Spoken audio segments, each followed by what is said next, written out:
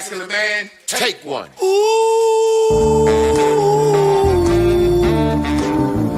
what makes a modern day masculine man? When you drink your liquor straight, a modern day masculine man. I pay all the bills and I tells my woman the truth.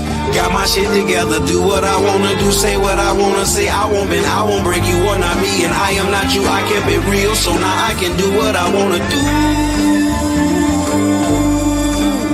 Modern masculine man. Welcome to Man School. Welcome to the Modern Masculine Man Podcast, Mitch. Woo!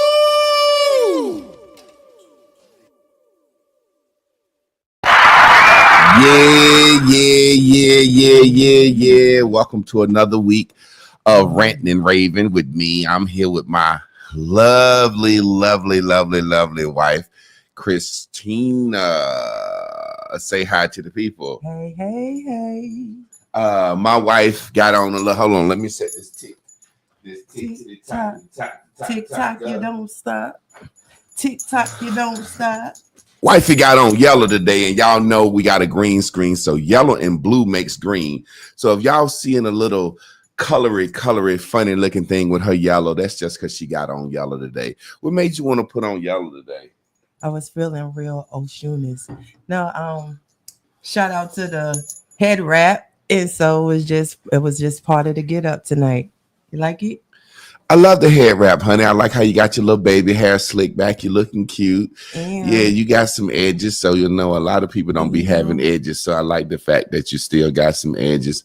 You know what I'm saying? Did you slick it down with a toothbrush, or how did you slick your baby hair down? I do got me a little edge control brush, but, you know, I could just do a rat tail comb. You know, I'm versatile, but I have a little comb. That's what's up. They sucked me in.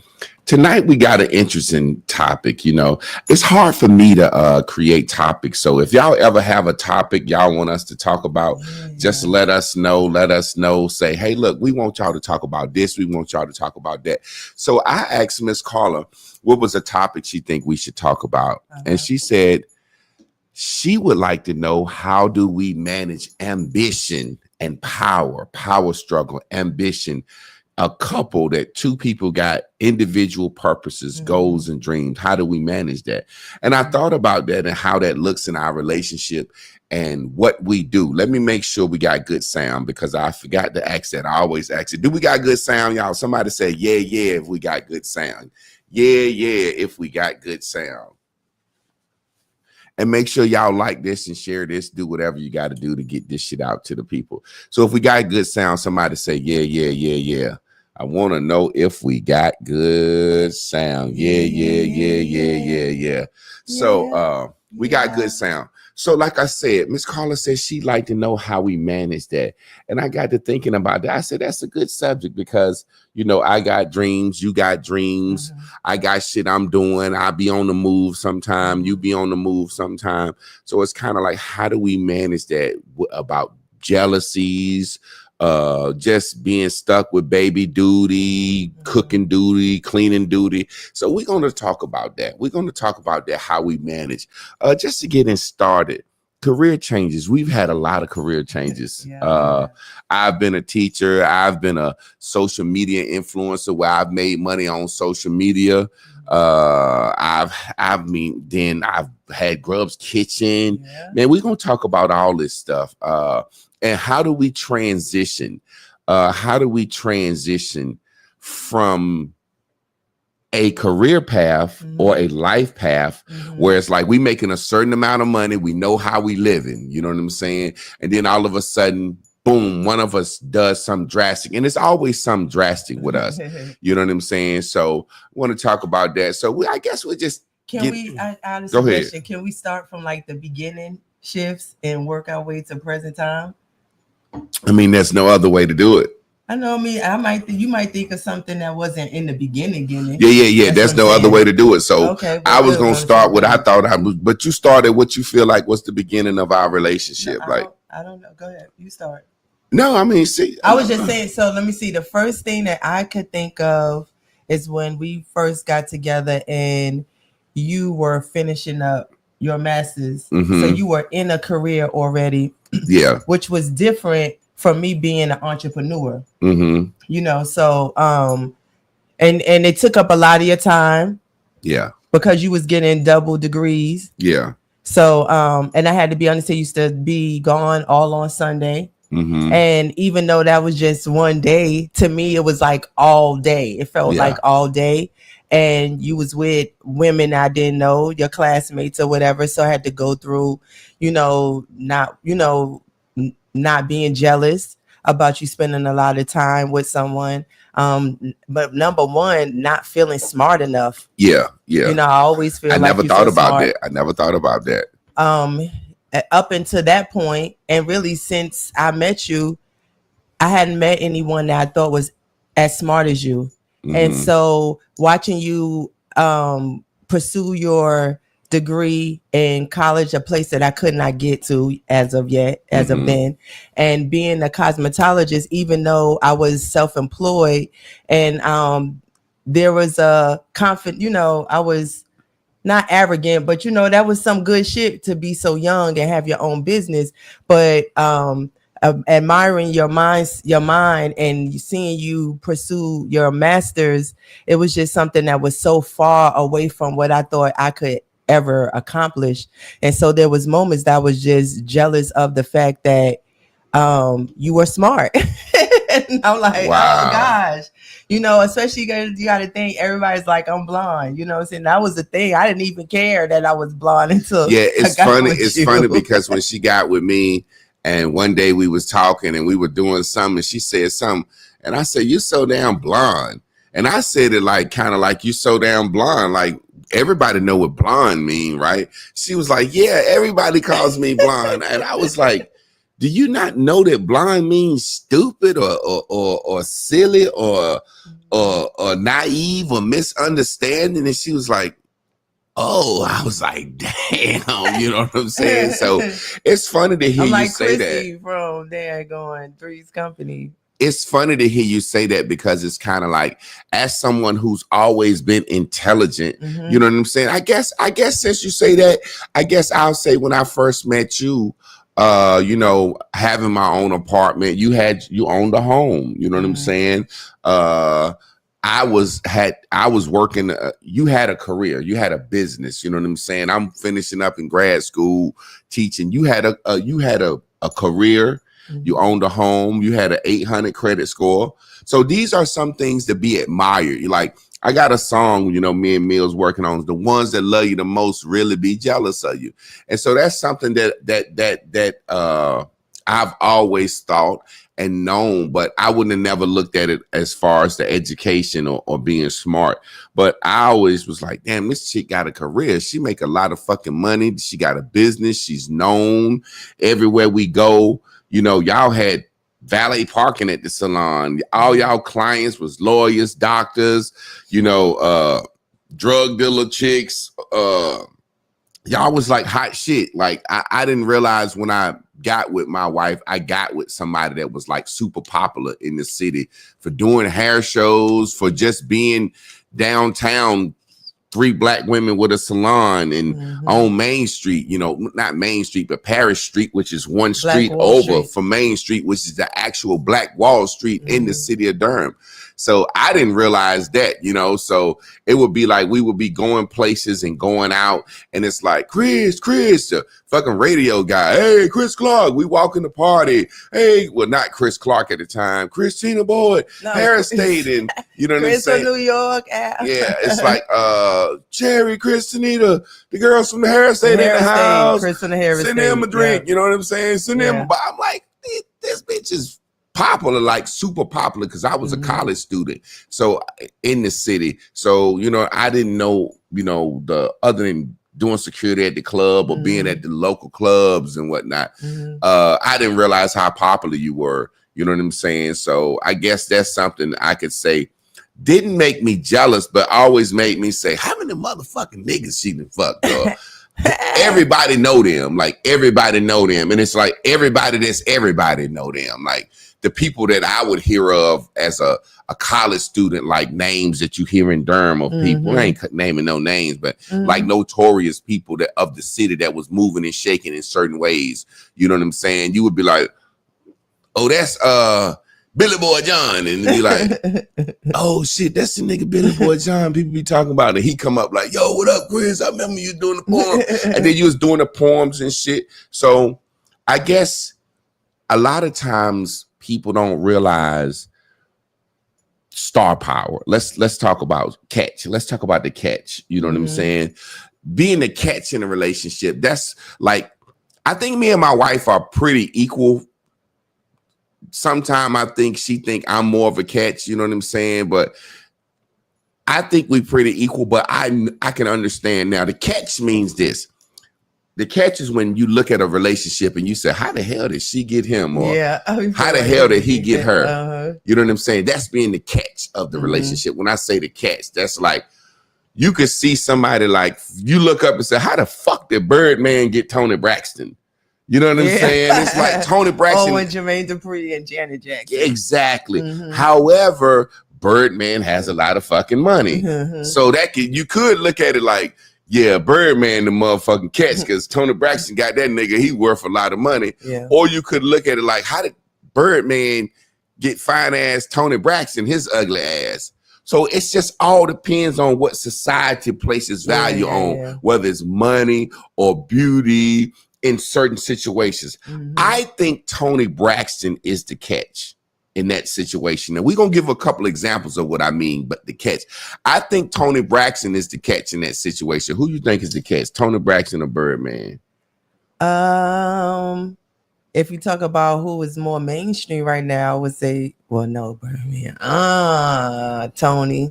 Yeah. Toni. Well, I think it's Toni because I feel like any rich man would want to go with Toni Braxton. Yeah, but everybody don't want to go with Birdman. I don't.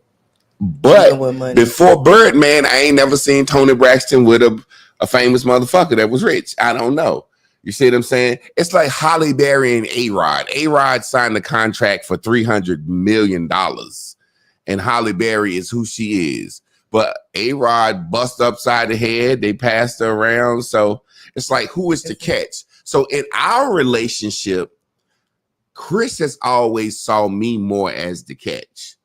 So the person that's the catch, people don't realize this, and I'm saying this live on camera, the person that's the catch is always going to dominate. The person that's the one that know I can get anybody else and you lucky to have me, they're going to always dominate. Yeah, when I said dominate, I mean they're not going to compromise. And then it's nothing wrong with that because it's going to be one person. Yeah, somebody got to do. So, and I'd rather it not, and to the core, I'd rather it not be me.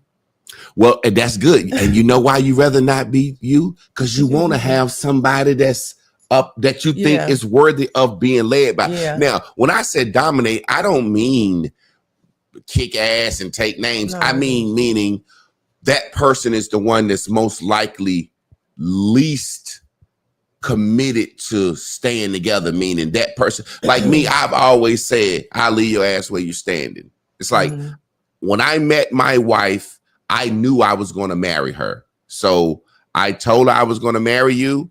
Now, let me start laying down the foundations of what I want my wife to be like. And at any time during this journey of me laying down the foundations of what my wife wants to be like, if you decide that you don't want to be that, then I will choose differently. And that's a man's right. And that's a man's choice. I had to and that's what a lot of women, go ahead, speak on that. I had to grow into that understanding and not take that personal. So when you talk about catch, and even if I wanted to be in my ego and think that we were evenly catched and matched, well, when he started to identify the things that he wanted in a woman and a wife, and I had to come to terms of what I came to the table with, and if I didn't, was I willing to learn and grow and morph and change and lose myself and whatever the fuck I wanted to call it, you know, in those moments, it didn't make me feel like I was matched. But see, that was okay. And I didn't know that, but it became okay because when it comes to it, I'm in this because I'm getting something from this motherfucker. Matched or not. Yeah, the funny thing is people don't like to hear, and that's why people can't last, because people can't assess their value within a situation, like, and vice versa. As I'm laying down my law, telling her this is what I need in a wife, she's in flip side telling me this is what I need in a husband. I want my gas pump. I don't want this done. I don't never want to have no fat man that snore with titties. If you get too fat, I'm going to leave you. She's laying down her law. And at any time, if I decide, well, shit, I want to get fat, she can decide, well, I don't want to be in this situation no more. And that's the thing that people don't understand. So with me, when I met her, I'm at church. I'm telling my pastor, I like her. He like, you sure you don't want nobody else? Mm-hmm. He like, you sure you like her? I'm like, yeah, I like her. That's who I like. You know what I'm saying? That's like my father figure. Like, mm-hmm. like my old pastor, Pastor Andy, he gave me so much game and I gave him a lot of game. We kind of bounced off each other, but that's like somebody I really looked up to. And when I went to tell him, like, yo, this is the chick I like. And he was like, you sure, man? Like, you can get a lawyer, a doctor. You can have any young girl in the church. You can have any woman you want. I was like, this is who I like. He like, well, if that's who you like, I ain't going to stop it. He was like, but I don't think you should. I don't think that's the one you should pick. You know what I'm saying? And that's his personal opinion for his very reasons that he had.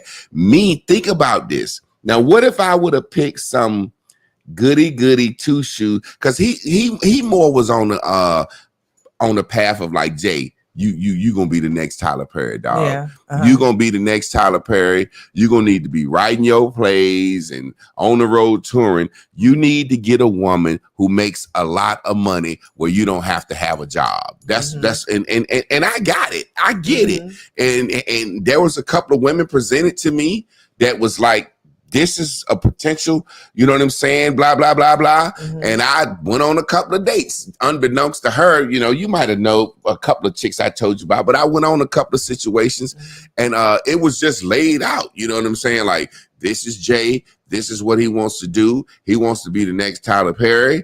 Do you want a husband? He's 6'6". He's tall and handsome. He's got a vision.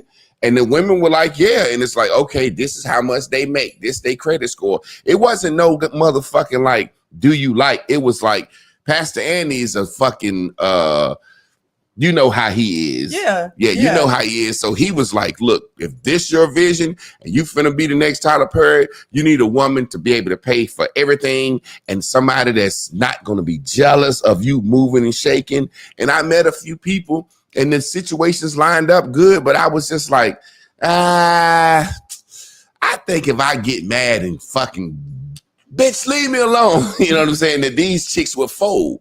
So imagine if I would have went down the road, we wouldn't even be sitting right here now talking about this situation. Well, what's so funny is we've already worked with each other. So in some form of fashion through art, we would have been around each other. We was in 3 plays or whatever together. Yeah. So I would have been a part of your cast.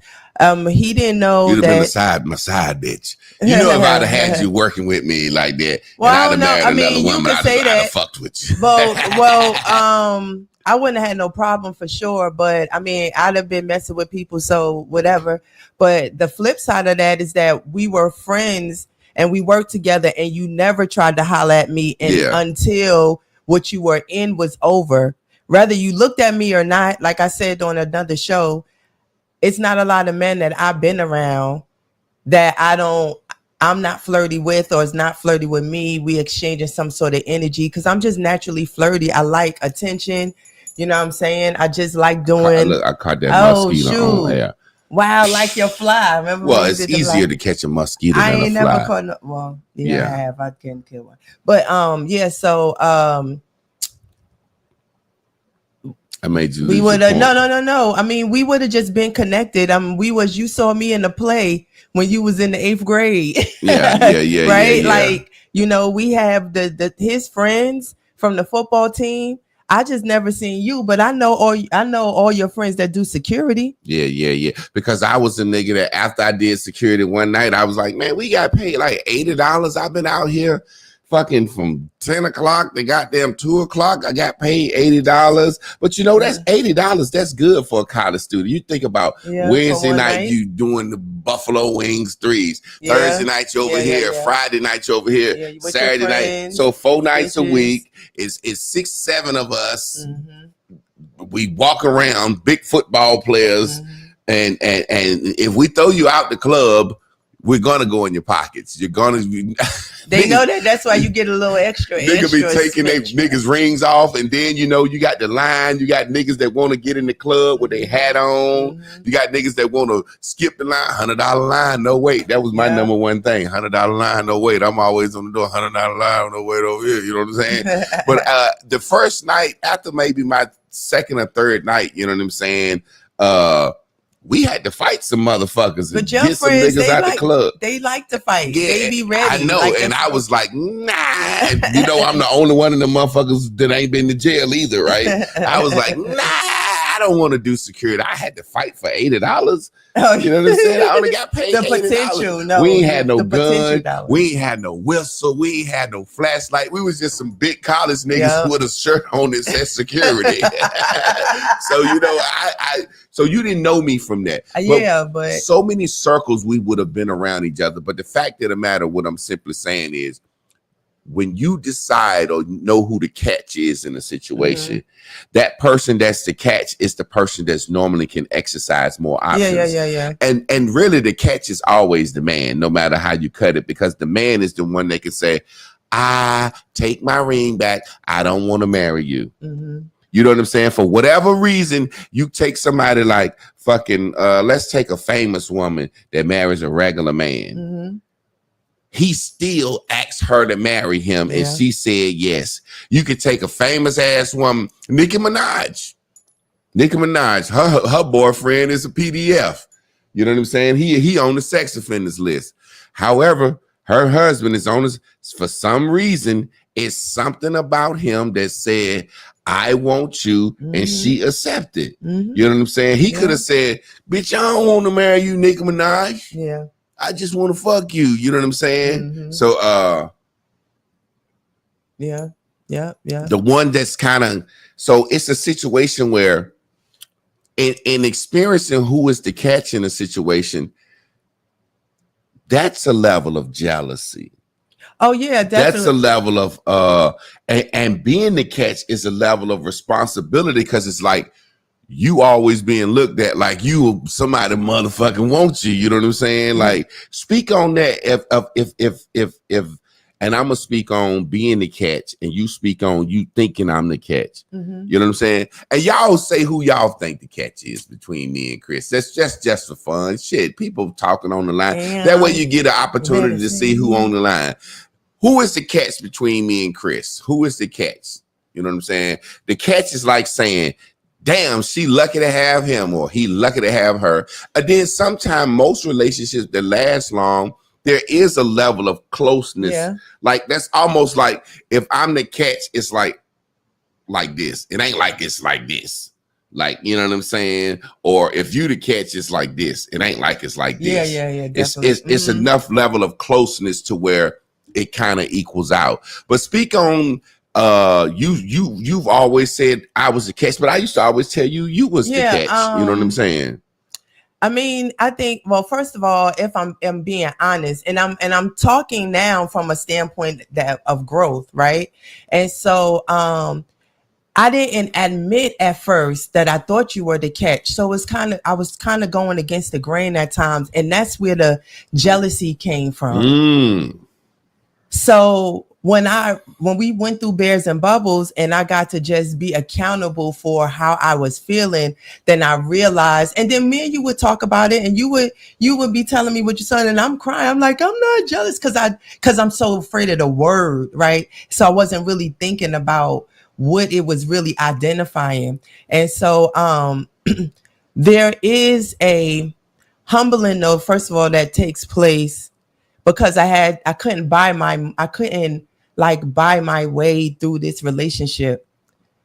when it came to women and stuff like that. What I mean by that is most women, when they go into a relationship, I think a lot of women feel like the man is the catch, whether they admit it or not, when they go into the relationship. So anyway, drop this game right here. This some game right here. She finna drop.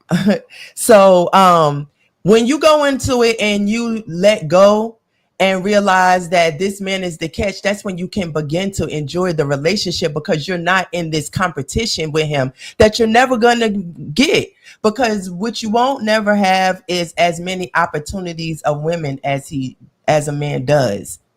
And so and if you with somebody that you deem is a good guy, handsome, got something going, somebody else want them. And so yeah, I mean, you are going to be jealous. There are times you're jealous, but if you lean into it, it'll be okay.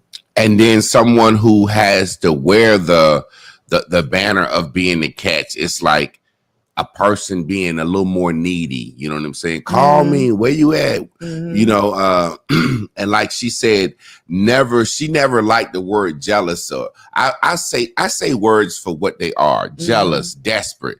You know what I'm saying? So when I would say, you're desperate, like, I'm with you. I'm telling you, I'm with you. You're who I want, but you're desperate, so desperate for a husband that and she was like, I ain't desperate. I'm like, that's why you acting like that. You're jealous. You're worried. And I can understand, like, okay, you got this guy that you think is a catch you met that you think is a good guy, and he telling you, I'm going to marry you. I guess in a woman's head, it's like, I don't want to mess this up. I don't want to mess this up. You know what I'm saying? And you know what? It's something I can understand from a woman's perspective. It's like, I saw this shit that came across my timeline the other day. I don't know what the fuck it was. We be talking about Marriage Monday. So I guess it came up. I never seen it. It might have been a reality show, because it was some shit like this dude was at the altar and he told a girl right there when the preacher said, do you take her hand and all that shit? He was like, I can't, I don't. And now he looked like a little bitch ass little fruit boy. So maybe that was, but long story short, he told a woman right there at the altar, I won't marry you. So I can understand how a woman could feel like, oh my God, is this the one from the first date of coffee? I like him. Oh my God, everything lines up on paper. Oh my God, we done fucked. That feels good. He's got a decent credit score. He's a decent person. Oh my God. He's asked me to marry him. I got a ring. Oh my God, I hope this shit make it to the wedding date.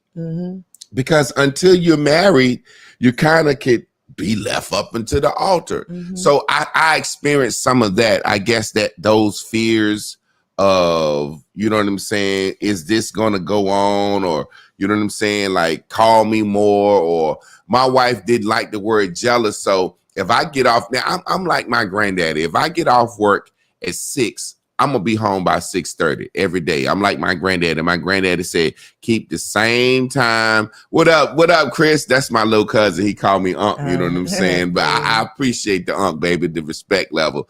But if I get off at 6, I'm gonna be home by 6:30 every day. Now I might get my dick sucked in the morning on the way to work or something, but you ain't gonna never be able to feel like Javon is out of place. So I'm like my granddaddy. Oh, okay. Congratulations.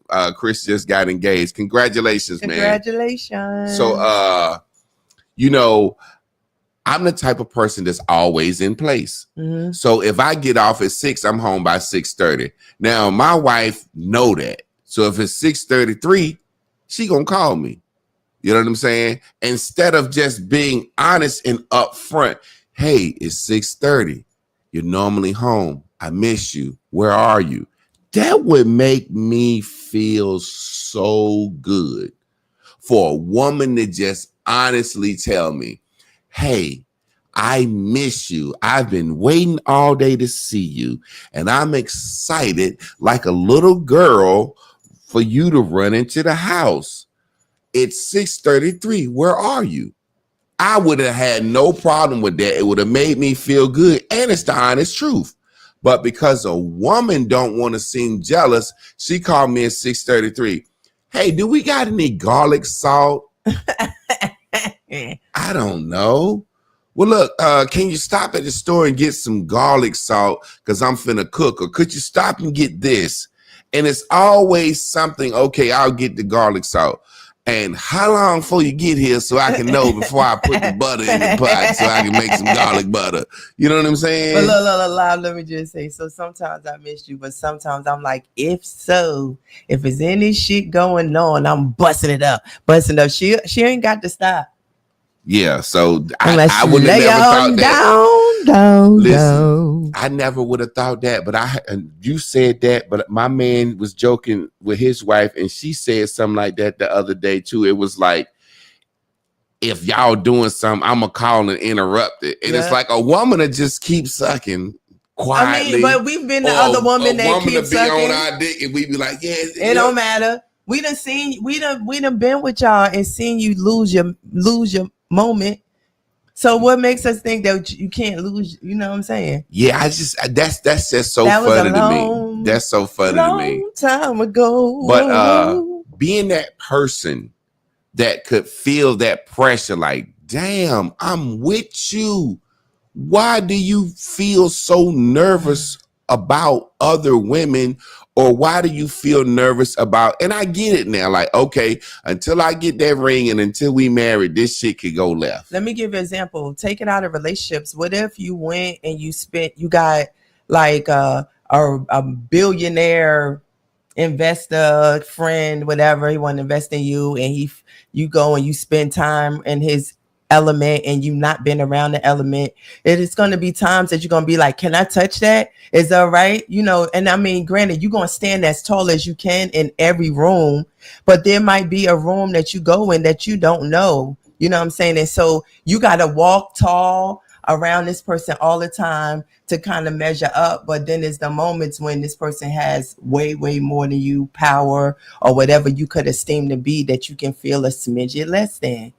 Well, you know, there's been situations as a man, you know, and this is what I used to always tell you about your attributes, the things that I felt like made you the catch. Now, if I'm telling you this makes you the catch, these things, I can't do nothing but tell you. And then even more so, as much as I'm telling you that you're the catch, why I like you and why I'm with you, I'm with you. Yeah. I'm coming home. Well, I didn't move in until after we got married, but you know what I mean? Even once we got married, it's like, what more evidence do you need to see? Because I'm with you. I tell you, I want to be with you, and I'm here with you, and then I marry you. You know what I'm saying? Like, what more does a fucking woman need to see? That's the hysteria of it all. That's the bipolarness. That is the flip-floppiness. It is when you in a negative space, right? Everything is negative. So you only still highlighting what you think is happening, is your perception. It's 6:33. But when I look back on it, it's like, and then not too long ago, maybe a year or so ago, we kind of had a recap of that. And when you were saying it to me, in my new mind, it's just like, oh, that is what you said. You know, like, damn, I'm trying to tell you that I chose you, and I could have chosen anybody else, you know, just from the little setup that he just told y'all about. So I don't understand why you still feel like that. And the only thing that I could think of besides mentally snowballing, you know, so you're not just being rational, is the fact that when you do see yourself feeling like that, that's why you tell people date on your level. When you see the person because you admire them or want to be them, or the things that you like I said, this is my first time. I'm drawn to your intelligence. I'm drawn to like the dreams that you have, you know, the music, your artistry. Like I'm drawn to so many aspects of you. And these are things that I aspire to be, that doesn't have anything to do with being able to make some money with hair. Is the gifts you come into this world with. And so, maybe I'm not going to say you got people you admire, but I don't know. I think it's just a very big dynamic there. This sister Essence said the realest shit. She said a real catch who is in alignment with their purpose.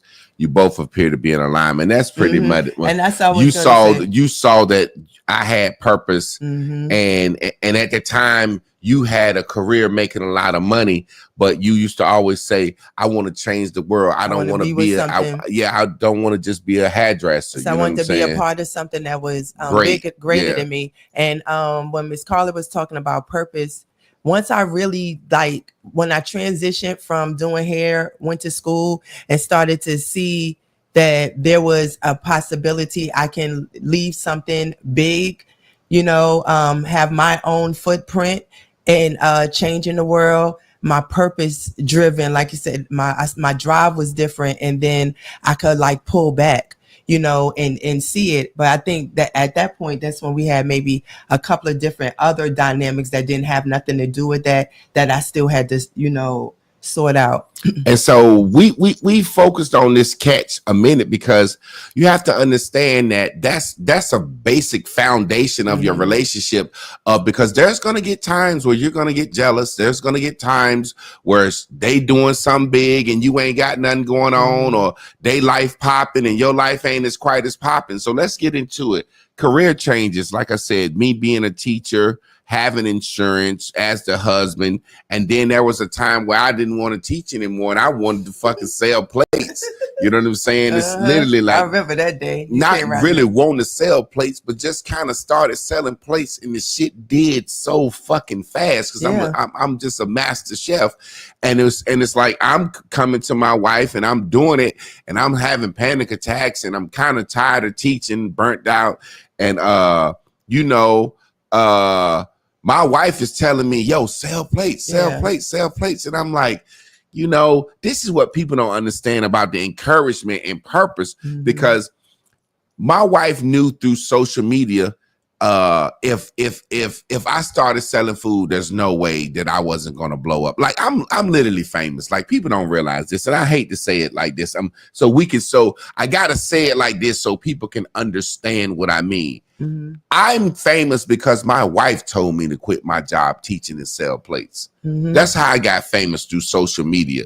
You know what I'm saying? And when I say I'm famous, I'm really famous. Everywhere I go, people know me. People don't understand there are only 40 million blacks in the United States. I've got videos that have been viewed 60, 70 million times, several videos of them. I've been on World Star Hip Hop. I've been on fucking with Black Brilliance. I was on the fucking Ebro show with them niggas. You know what I'm saying? I was on the Heart Radio. I met the dude, we joked, you know what I'm saying? So I land in Africa, and females like Giovanni's wife. She had when he drove me to DC, and then a day later we in customs, So I'm saying all this to say I'm famous. I'm not rich. I ain't got the riches that come with it yet. But you know what? Sometime, and this is a side note, motherfuckers with them riches be miserable. Whitney Houston, Will Smith said that's it's the opposite of rock bottom, is having everything you didn't had, wanted, and still ain't happy. He said that's why he climbed up to the highest heights and could fall with no harness, why he fucking jump out of airplanes and shit. He want to feel alive because he done had everything. So I'm famous, and I'm saying all this to say I'm famous because if my wife would not have told me or been supportive enough, or even overlooked her jealousies, like saying, you should cook. And I would say, Chris, if people will eat my food, they'll listen at what I say. Well, you fed the women at the shop. You moved me home, and so that I could go back to school. And so it was already what you call it? It was already people waiting to patron. A buzz. I had some motion. Right. And so it gave us I had a way. It gave you immediate reason. And then everything blew up. But I remember my clients was like, wait a minute, we ain't got no food now. Cause you just, everywhere. And it's funny, if you go back to who they thought who Pastor Andy thought would be good for you because of having money. With the money don't come a story. Me and the kids, we prepped for you. We cleaned this house up after every meal. We took orders. We did everything. We went to we went to school smelling like food in the beginning. Like we really kicked in as a family and supported this move, and I was willing to like go without in order for us to be making a step towards a dream. And losing health insurance. Yeah, that was one of my key motherfucking what selling points as a nigga, as a school teacher in grad school that didn't make a lot of money, having health insurance to a hairdresser, that's like shit. That used to mess with drug dealers. Like you probably only maybe my second, third boyfriend that had a job. Yeah. Because that was my line. You got a job, a real one for. Yeah.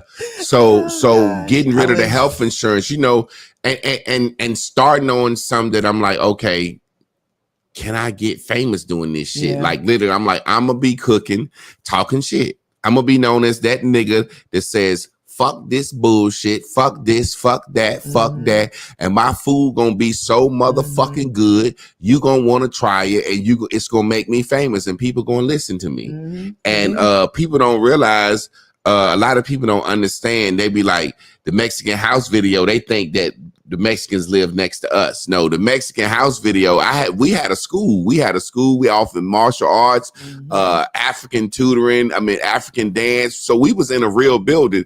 But as the shit wouldn't take off, I started renting a little trap house in a neighborhood up the street from Central. And it was a gambling house at first. And I would go in there and cook and make money, niggas gambling. And we selling the food out of there. And some Mexicans bought the house next door to that.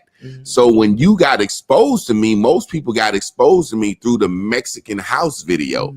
Now think about this. You got exposed to me through the Mexican house video. That video right now is like 80 million strong. So damn near that means every black person has seen it, or every black person has watched that bitch twice, or 1/4 done watched that bitch 4 times. You know, white people done seen it, and you know that shit I done been on World Star Hip Hop twice. You know what I'm saying? So it's a situation where to go viral, I done been viral so many times. So it's a situation where I didn't go viral for falling and breaking my ankle or saying some dumb shit. I went viral for a black man sitting in this motherfucking car who was up, coming in early from the motherfucking restaurant depot, getting ready to prep for the day, who saw a motherfucking house fixed overnight. And I started talking about it in my phone. It wasn't live. I made the video. And as I was talking, I started fucking crying. That shit's really welled up in me. Looking at this shit, and some say, man, I ain't posting that shit. And now when you in hindsight, I posted it to Facebook's. What if I'd have posted it to YouTube? See, I blew on Facebook, but Facebook won't monetize. YouTube was monetized. But you can't say in hindsight, because you got to just let life be what it is. I always you know what I'm saying? That's the story. So I went viral for saying some real shit. Me and my wife sitting here now talking some real shit. We've been married 18 years. We not a motherfucking fake couple that's sitting up here talking. You know what I'm saying? Yeah. We really, really do this. We giving good advice. We explaining. You're gonna have to realize who's the couple, who's the catch, who's lucky to have who, so you can even get over these jealousies. Because my wife could have looked at it like, motherfucker, you finna try to be famous talking on the internet and quit your fucking job and lose your health insurance, nigga. That's the most valuable thing about you, motherfucker, that you got health insurance. So we talking about transitioning. And look, before you even do that, remember you was doing, didn't you do we started Bears and Bubbles? What? Before that was after? No. That was after I had stopped cooking at that time. Okay. Boy, your memory is amazing. I thought the music came after with George. Okay. So you got to think, I was cooking, and then George came to me and said, "Yo, man, you should do music. I remember how dope you was." So Bears and Bubbles was after that. You know, George is the one that stopped me from cooking. So and then you did Bears and Bubbles after I stopped cooking. So, you know, I went into the vegan meal prep, so many things. But then from there, of me getting popular on social media, and then with the detox and making money and bringing you home from the shop. Yeah. You know what I'm saying? And then all of a sudden, I don't want to necessarily be the social media star that I could have been. Because I know I could have monetized this shit. I could have just turned to Reverend Ike and just start preaching or did any. Man, there's no way that I couldn't make millions of dollars with my platform. That's the if only I was thing. a motherfucking fuck nigga. I Dirk Jackson you motherfuckers to death, man. Like right now, it's 117 people watching me, and I'm sitting here telling the real fucking truth. Yeah. I ain't doing no funny jokes. I ain't making up no shit. Now, if I was to sit here and produce this show, and me and Chris could do a little controversy and show a little da-da-da-da-da, man, come on, man. I know for a fact I could be rich off this shit. And look, y'all, I'm the one though that'll be like, let's do some extra shit on it. Remember, you be like, yeah, I ain't doing back no then. extra I used shit. to be ready. Everybody Yeah. think it be him. You better watch me. Shoot, but nah. A lot of the people that y'all know through social media, you met through me, got exposed through me. I was doing the shit before Kevin Samuels with the women on Facebook Live. Yeah. You know what I'm saying? A lot of people didn't copy my format. People be saying my things. You know what I'm saying? But the point I'm making is there was a time where I had people that were advising me, people that wanted to manage me. I could have went around the country touring. You know, after all these motherfucking Brother Polites and Cyrus Setties and all these niggas that changed their name, that wanted to battle me. I said, I don't battle niggas less than me. All these niggas is in jail now. Umar Johnson will be in jail soon. You see, he don't even take care of his motherfucking kids. I've been a solid foundation, telling the motherfucking truth, being real and honest, and the only thing a motherfucker can say against me is they think I got bitches because we got a open relationship, and I ain't even got no bitches. We gonna talk about that in the future, about how it feels to be the wife of somebody that people think got bitches. You know what I'm saying? Now, I can have bitches, but I ain't got no bitches. I don't give a fuck about no bitches. If I like bitches like that, I would been done. You'd have been Javon Sanders, Miss Dick. Javon did this. Everybody that you see fall off on social media is because some bitch done told their life and told their business and went out here. So that's why I don't even get into the women like that. But how does it feel to see situations where you looking at your husband and you know, has there ever been a situation where you knew this nigga could have did this and made some bread? You know what I'm saying? And I was like, man, I ain't doing that fucking shit. Blah, blah, blah. I ain't, you know what I'm saying? Speak on that as far as, because we've talked about how there's been situations where we've been jealous or we've encouraged each other, but speak on a situation where you feel like, nigga, you need to motherfucking get off your ass and get off your pride and do this interview or do this and get this motherfucking bread instead of just sitting up here talking on this shit. It's not like a particular one that I remember, and not a get off your ass. It's just kind of like, you about to shift now and then you this close, or you've been saying you want a manager, here goes this person. Or you start off a couple of days and you taking advice and you be like, fuck that, I don't feel like I'm gonna do it my way, you know. And it's just like so I'm at first, I think I used to just say you jump around a lot, you know what I'm saying?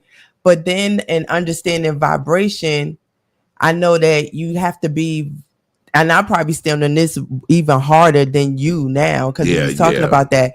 I don't believe you should do anything you're not 100% aligned to doing. I don't believe that you miss opportunities because the ones you didn't do, you weren't aligned to do.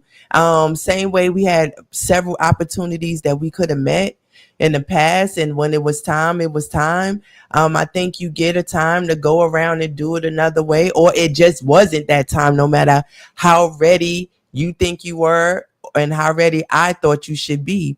And so I just think that for me, as the person who's watching and want it so bad, of course I want to live the fruit of it, but like, I see the greatness in you so much, and I just want you to have your props for it, because we watch people change formats and create conversations based on things that I never heard before you. Nah. I created the whole relationship talk on social media. Like, Man, I've pioneered a lot of shit, and I ain't even got to get into that. You know what I'm saying? But you know, I know what I've done. I know I've you know what I'm saying. So it's a situation where I know money gonna come. I know me. I studied the Bible. I studied different religions. I know if money come too easy, filthy money, I've been and fucked it up. You know, I ain't gonna be one of these niggas out here that fuck my life up. You find in the bathtub, OD'd on some fucking drugs, or you know, I'm gonna let it come to me how it's supposed to come to me, so I can accept it how I supposed to accept it. The Bible said, "What is it if a man to gain the world is lose his soul?" Motherfucking Whitney Houston dead in the bathtub. Fuck that bitch. I don't give a fuck about no motherfucking celebrity or no fuck Gerald Levert dead in the motherfucking bathtub. Fuck Prince fucking dead in the motherfucking bathtub. Fuck Michael Jackson motherfucking taking needles to survive. Fuck River Phoenix. All these motherfucking niggas that kill themselves and OD because they out here chasing this motherfucking money, end up doing gay shit, getting fucked in the ass, stupid shit, and the motherfucker end up dead than a motherfucker. Fuck all these, fuck Nipsey Hussle, fuck all them motherfuckers. I don't give a fuck about them. I was the first nigga to say I wish niggas couldn't get on fucking TV, the fucking radio, or in professional sports. So I don't give a fuck about being famous. I'm gonna be famous because for the right motherfucking thing, and I'm gonna be rich too. So fuck them motherfuckers. I'd rather be myself right here in my motherfucking house with my wife and my motherfucking daughter than to been Michael Jackson touring all over the motherfucking world, and he can't even go to sleep without a goddamn 100 cc's. Give me a big shot. I can't go to sleep. Nigga, you done went from a pill to go to sleep to a shot. Nigga, fuck that bullshit. I got it. So those be the one, because that'll be something that it could be like, I'm about to sign a contract. Fuck the dead people. And then we talk about living people. I know, but I'm just fuck saying, dead people. Think you know, about it's like this. that Almost Famous that you want to do, Yeah, and it's like those moments, and you be like, we be so close, and you like, I don't give a fuck in some sort of way. I don't give a fuck. I don't give a shit. fuck. I don't give a fuck. And see, I had to be with him long enough to know he don't give a fuck. I like really this don't is give not a fuck. No personal. I'd be like, oh, a woman. He don't give a fuck. That's my little cousin Chris. That's my he said call him Unc. What I'm saying is he know how I grew up. He knew we grew up on a motherfucking farm, bro. He know he's younger, but he's seen when there was no bathrooms, when there was no motherfucking, when we was getting water from the spring. So I'm a grown ass man with a nice home. I'm sitting in my garage in front of my motherfucking green screen. You know what I'm saying? I got a deck with 4 grills on it. My car's paid for. I got a beautiful woman up here that believe in me. My daughters, you know what I'm saying? She's special needs. I want to be here for her. So as far as all that other shit, man, I'm happy. I'm happy than a motherfucker. Yeah. All that other shit coming. I'm not gonna compromise who I am. Also, I got a movie coming out soon. I'm telling y'all, it's a real movie. It's gonna be on fucking Prime Video and all that shit too. So you know what I'm saying? What I'm simply saying is I can understand, and there have been times in my marriage where I said, damn, if I just compromise or just get up off my ego or my values, my wife could be straighter than what she is, and I wonder how she feel. You know what I'm saying? And you know what I'm saying? Go ahead. And see, this goes back to purpose. And first of all, I had a career, and I was taking care of myself with no problems before he got here. And so I didn't marry a man to be financially taken care of. I married someone that I could grow life with. And so whenever he has, ain't no broke nigga, man. Let me say that. We got. But what I'm saying is that when you make shifts, when you start in any business from the ground up, a business will operate as a loss. With the loss, or however you want to say that, in the beginning, you can't really get around that. Even if you made great money in Grub's Kitchen, and you had a full staff that you paid, you did right by the people. It may not have spilled as much over into the home as we would have liked, but for you to have gotten something off the ground and able to get some men off the streets, that was admirable. So I never look at it like you don't come doing all you should. Whenever you can do it, you do. And when you're not doing it, you're putting a lot into something else that I see the fruit of your labor in different ways. So I think that it's also for women to have purpose and business about themselves and be in a position to be a earner. And because you always out there, and when I say earner, if you can't have the career that you want, you should definitely be the mother and the woman that you can be, that you could earn your right to like be your right hand. You know what I'm saying? You know, it's a situation where, you know, as you look at life, there was a time where when you wanted to stop doing hair. You know what I'm saying? And I was in a situation, you know, just live. And, you know, this is a funny thing when my pastor was like, you need to find you a chick. He ain't realized you was making just as much as the lawyer bitches. Yeah. I didn't have to say that to him. Remember you told him how much I taught last year? Yeah, he was like, you got to get you a chick where you can be the next Tyler Perry. You don't have to work. And she worship the ground you walk on. And he basically, I'm going to tell you what type of chick he wanted me to get.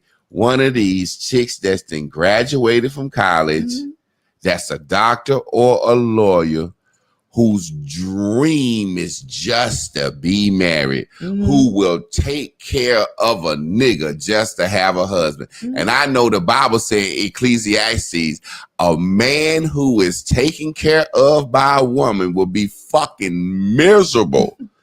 He says he will be miserable. If a woman have to take care of you, you will be fucking miserable. But the funny thing about it was, he didn't realize she made that type of money doing hair. So there's been a time when you was doing hair where I actually became a stay-home dad and finished grad school. You know what I'm saying? I could have been being the fucking next Tyler Perry then. So he didn't even get that. But when I told him what kind of money she made, how much he tithed, he was like, oh. He was like, oh. He was like, that's basically what he was saying. Yeah. So the point that I'm making is, when you decided you wanted to stop doing hair, we was at a point in our life where I was killing the game through social media. Detox was selling. We had so much fucking money. And then she wanted to stop doing hair. I was like, you know, I don't know how long the social media money shit gonna last, you know what I'm saying? Or we gonna make some smart decisions and make some investments. Look, I didn't even think, you know how we are as women, we be, and you don't want to think you selfish, but until he just said that, I'm like, shit, I what you mean? I stopped. Like, I'm like, you want to stop doing what? You want to stop doing hair? And she was like, I don't want to feel like a dumb hairdresser. I want to do something better. And I was like, bitch, you know how much money you make? What we doing? It wasn't just that though. Like, I guess as I started to care, like I was not reliable. I had papers that had to be due. And my teachers don't care. Somebody need a sewing because their birthday is Saturday. But you got to think about it, because you missing up time. You know, you kind of stopped doing hair when you went to school. You weren't doing hair. No, I was doing hair a little bit. I went less and less and less. Yeah, you went less and less. Yeah. But what I'm saying is you stopped. I had turned the garage into the salon before you went to school. Yeah, then I worked. And then when I went to school, I was only doing it on the weekends, or I was doing it exactly. Yeah, so I decreased, and then I pushed it all as much as I could. So it was a decrease. Point being, you go from making 6 figures to in school, and that's all on me. And I don't have a real job now. I'm a social media influencer. You know what I'm saying? So it was like, damn, I didn't let go of the health insurance. Now you letting go of the cash money that just come in all the time. You know what I'm saying? So those are times, you know, we just being honest, where you have to support each other. But I'm like, okay, she's saying her wrist hurt. What am I gonna do if this lady, you know, at some point, tendinitis. You know what I'm saying? You know what I'm saying? So I'm like, shit, I'll eat beans out the can. But a lot of people don't realize, and this is not no flex or bragging or nothing. A lot of people don't realize we can do what we do like that. And I could quit my job tomorrow, or she can quit her job tomorrow, and we'll be straight. Because why? We scale our life down. Oh, yeah. That's what people don't understand. Like, we scale our life down to the where it's like, okay, we had nice Benz and Range Rovers. Okay, let's get rid of these car payments. She sacrificed her credit. Her credit was her number one fucking flex of things. You know what I'm saying? 800 credit score. She hype, get anything. She sacrificed her credit, and we scaled our life down for this dream, for this power and ambition, for what we're going for. We're scaled our life back. So if tomorrow, if I needed to quit my job and go on the road and do this, or if she wanted to do this, we'll be okay with what we didn't put together because we scaled our life back. Like, I cook, we don't eat out. Look at her hands. She do her own hair. She don't get her nails done. You know what I'm saying? Like, we don't waste money. When you see me, I got on this black t-shirt. We don't waste money. That don't mean my wife don't got nice clothes and buy nice things at times. Yeah. You know what I'm saying? I would play dress up with me. That's what I do. But the point I'm making, we don't waste money. She's very frugal. Look, you know what I'm saying? The other day we were just talking about, I was like, I want to get a bigger car. Yeah. And I was like, I'm not trying to pay nobody no car payment though. Yeah. I said we must be about to be rich We because must I need a bigger rich. car for crystal stuff because it's bigger. Yeah. And so And when we say that, we really don't, but we just say that. What? Just, you need a bigger car. No, I do. I want to have a bigger car. See how you said I want. Well, we just like said we need a special bigger needs. house. I just wasn't saying it like that, but we have a daughter with special needs. There are things that she needs to go in the car, and I am the dominant person that is transporting her on a daily basis. So I know that car is small. Well, we just got a bigger stroller. Other than that, you know, bigger stroller, that car seat is bigger. You guys got to think we was in there. If you wanted to drive, you got to push it on the other side. Remember? Yeah, but see that's. But I'm basically saying everything you're saying does not constitute need. It's makes you more convenient. It's just like you say we need a bigger house. The point I'm making, I'm showing how we are able to scale our life back and to save money, to make power moves when we need to. Yeah, you see but what I'm saying? That's why I use that as an example, because anybody can decide they want to go get a car. Yeah, if they want to. I'm saying I don't want one so bad enough to put it on credit. Yeah, exactly. So if I'm not about to pay it, good. Yeah, you know and if I wasn't, but we could go and get something tomorrow, fill it up. It's not about even being bad. It's about it being used. Yeah. And see, that's the thing. Like as a man, I don't need a big ass, shiny ass SUV to feel like a dude. You know what I'm saying? Now, give you a perfect example. There are times where we was talking earlier about jealousy and who's the catch, or times you may feel intimidated. There's times that I have been in the room with Charles Coleman, financial advisors. He's a fucking civil rights attorney. He has a show on MSNBC. The people that I met through him, and these motherfuckers are millionaires. And then they say, well, what do you do? I said, well, I'm a school teacher.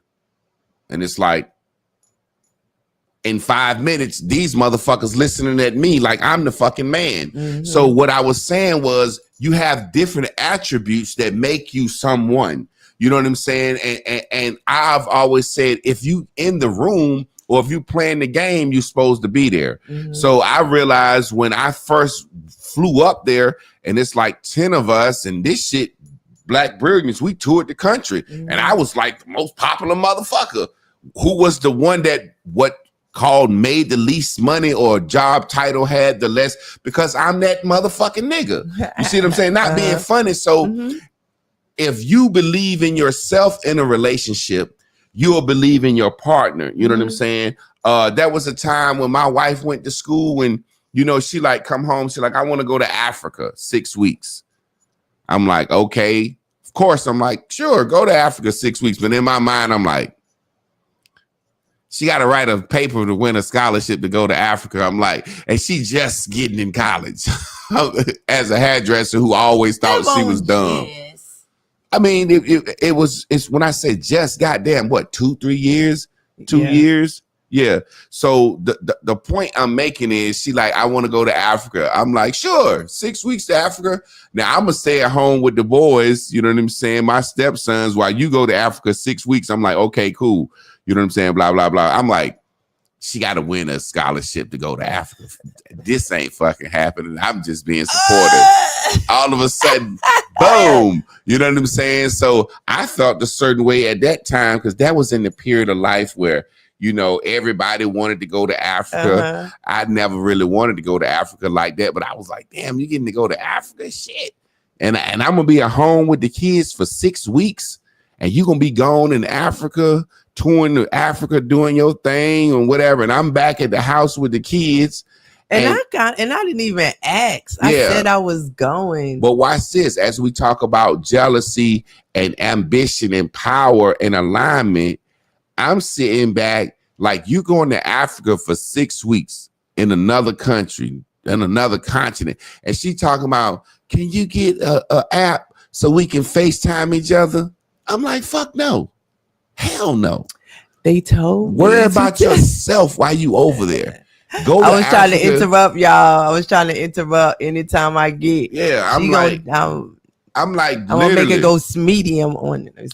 But see, what people don't realize, what we were saying about the catch and leadership. Me being a husband, we still together 18 years because of my leadership. Yeah, I'm not gonna let you be so fucking insecure that you got the opportunity of your life to go to Africa and study abroad.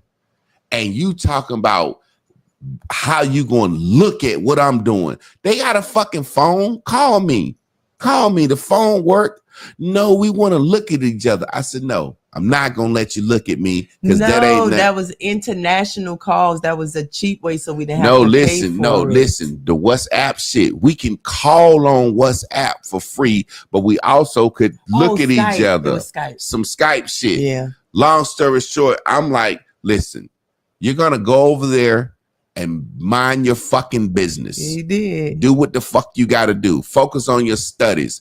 When you want to talk to your husband and your kids, you can call home and talk to us. Yeah. That whole want to fucking look at me shit, that's some insecure shit, and it's going to fuck your trip up. That's what he said.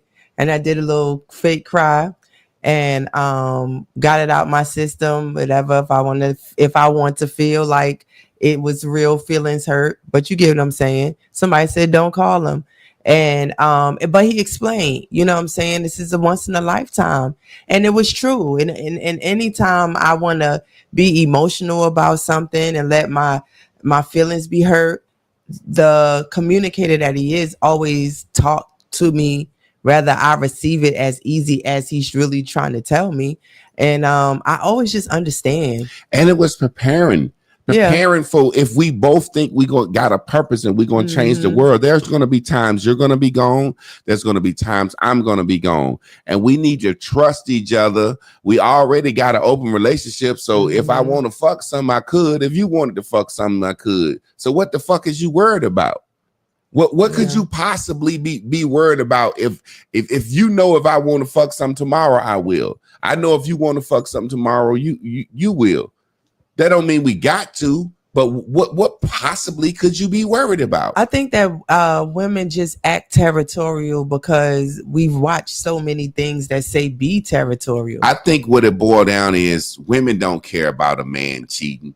Women just be caring about if they ass gonna get left behind the cheating. Definitely. Yeah, men don't care about and that we shit. I think that happens because of how we perceive the relationship with the one being the catch. I think it's just always some jealousy in there, and until you just truly let it go. So you bother people when you nitpicking them, you know what I'm saying? Like you being that because you jealous of them. And see, the thing is, people don't realize the alignment and the purpose. I knew I had a purpose for to be with this woman. So I need her to have her head on straight. Yeah. I believe one day I'm gonna be somebody like Martin Luther King. I need Coretta to be back at home chilling, doing what she need to do with the kids. And if Martin got some pussy on the side, who cares? Yeah. Who cares? Like Miss Carla said, there's a strategy to curb jealousy. Yeah. Like I said, like Miss Carla always said, until you're gonna drive yourself crazy trying to control a man's dick until you get some purpose. And I knew at the time, yo, you going to school, you going to Africa. This is a part of your purpose. And now she's a school teacher, finna have her master's in education. So she's doing her student teaching. So it's a situation where that's why she's working now. Like she's the one with the health insurance now. You know what I'm saying? I'm chilling. My job is just, oh my God, I can't even say how easy my job is. Otherwise, I wouldn't have a job if that motherfucker won't easy peasy beautiful cover girl. That motherfucker is easy peasy beautiful cover girl. A good thing that I've grown to where I am because we not on the same shifts per se. And then I'm doing schoolwork all the time. Then you trying to catch up on sleep, you know, the way we are with Crystal. And so it doesn't give us as we here together, but we're doing different things. Yeah. And see, that's been a long time coming. Like people don't understand when I try to tell people how we aligned and choosing and being able to sacrifice for your purpose. My daughter was born with special needs with Down syndrome. When she got ready to go to preschool, my wife was like, I'm gonna get a master's in education so I can work at her school. And I'm kind of laughing. I'm like, okay, shit, do it. And soon as by the time my daughter got age to go to preschool, my wife was time for her to do her student teaching. Hopped her happy ass right over to that school. There. They hired her that day. Yeah. So people don't understand alignment. I'm working at every school. So you start our own school and you want to be a principal too, right? Yeah. So she just saying it. So if you're saying you're working at every school, by the time you switch up to this, we'll have our own school. Yeah. That's what people won't understand. So when we talk about purpose and alignment, I have the luxury to know my wife works at the school with my daughter. My daughter is the most popular kid in the school because my wife is a dope teacher and everybody loves her. All the teachers, people seeing my daughter go from walking in a little fucking machine thing to walking on her own. She been bulldog with a week, you know what I'm saying? So it's a situation where everything is so good for each other. And once you sacrifice for each other and you see how the universe as God works these things out, you get to the point where when your mate want to change directions, you're like, oh shit, that's no problem. We did that before. We switched that up before. That ain't no problem. That's going to work. We ain't worrying about that. She's going to get her PhD. You know what I'm saying? I'm going to do what I do. And the cool thing about it is people don't understand. Remember, do you remember the scenario I gave you? If you can remember this on live, this would be so dope. Of me saying at some point, it ain't going to be your day to shine. It might be my day and you got to cheer me on and vice versa. Do you remember the scenario I gave you that would help you understand that? TV. You remember that? Say it again. And you said it'll be your day to shine. TV. I'm using it's the example was the TV. Chris, god damn, this is where I need you to be good. This was been a great live moment. You got a fucking master's degree. Hold up a sec. Can I be blonde? I was blonde help you first. A little bit. Okay. Now let me set the scenario up. Okay. I'm giving you the point. The point was sometime it ain't gonna be your day to shine. And sometime it ain't gonna be my day to shine. And I use watching TV as an example. Oh, yeah. Like we watch it in Bears and Bubbles. You stay your own movie. Create your own movie, stay in your lane, that type of stuff. That's not the example I'm talking about. Well, that's the example I gave you was sometime I'm gonna be watching the big TV in the living room, and you gonna have to be in the back watching the little TV because I want to watch my program on the big TV. It's my day. And then I said, sometime you gonna be on the big TV. Sometime you gotta sit back and let your motherfucking mate shine. and your mate happy, your mate is the one that's getting all the shine, all the prestige, and you got to sit back and they in the out front watching the big TV and everybody in the motherfucking living room celebrating that program. Yeah. And you got to be in the back by yourself watching your program on that small TV, insignificant and unknown. And it flips flops. Yeah. You know, there was a time where, you know, it's funny how life is, because if you put me and Chris anywhere, we gonna be the star. I just wrote about that in my paper yesterday. Like, and the paper was really just saying, what is your superpowers? And what it did was, in this class, it walked me back through my own beginning into now and see where I have like lost touch. But I had already done this work already. So I'm just writing it for class, but this has been the journey. Yeah. And just to see where we are, and I put in there, like, if you put me anywhere, you will know that I'm there. And it's funny because it's like laying a foundation. You know, when I went through grad school at North Carolina Central University, I was on the cover of the school's magazine, Top Dog Student. You know, they call me the motherfucking rock star of the university. That's what the professors call me over there. Like, the professors, I challenge the professors. The professors love me. Like, they know, you know what I'm saying? And you remember the time I had the opportunity? Now this I was just gonna bring that up. Okay, well, tell it. You tell the story. He had the opportunity to go to another country and teach a curriculum, and it was gonna have him going for like 6 months or something, and then you come home and I could just come. But anyway, I was like, no. I cried. I just was like, no. And that shit bothered me. That shit still pissed me off to this day, because I know it was some fucking fake shit. I mean, it was in the beginning of our relationship. We hadn't even began to like unpack how all of that shit was. Like, maybe we didn't even know how much I was like, I wound up, to be like, some of what you say, all women are bad, some are worse, or whatever. And so, it's funny that we've had this whole show about how I have supported, and I am naturally that type of person. I think I would be like that with anyone. However, as I've grown and I realized that was a moment for him that I wasn't strong enough to let him go to. And as much as I've watched him put his foot down, he didn't do me like that then. And maybe that might be the moment, and you can speak on that, when he knew I'm gonna have to get her straight if we gonna go anywhere.